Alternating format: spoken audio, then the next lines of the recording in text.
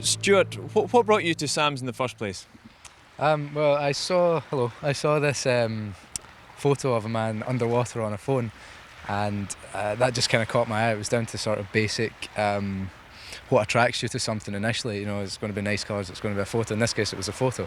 And I read about this degree, and they mentioned something about Arctic studies, allowing you to actually go and study marine science in the Arctic in a polar environment. And even though I didn't actually do that, that kind of got me a bit more interested in SAMS, which ended up in me applying to come here. And what have you taken from your experience at SAMS as the highlight? Well, I would say the highlight would be the subject that I study, which is aquaculture. It's actually led me on to be able to... I got accepted into a master's, coincidentally, in aquaculture, which is going to allow me to travel around Europe a lot more, visiting Greece, visiting France and all the countries that border these places.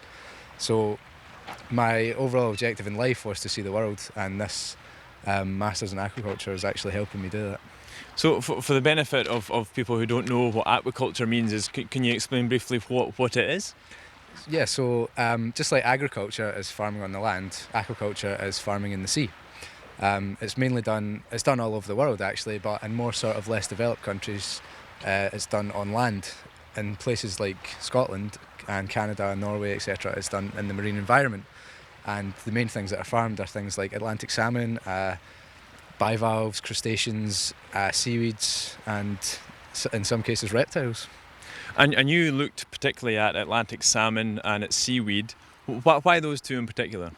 When I was younger, I'm a keen fisherman, I like to fly fish, and I was fishing the river that runs by my house, fishing for salmon, and the gilly, the man that kind of, you know, he takes you out on the trips, he said that the amount of fish that they'd caught in the river had declined tenfold in the last 20 years, so it was about 12,000 back in the 1990s, and when I was fishing it was down to around 1,000 fish a year. So this got me thinking, where does all the salmon come from that we eat? And it turns out you can't actually commercially fish for salmon in Scotland. All the Scottish salmon is farmed.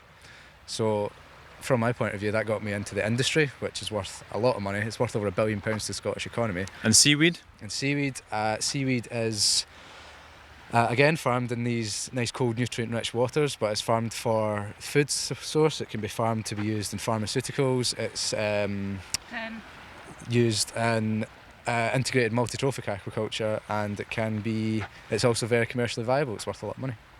Thank you, Stuart.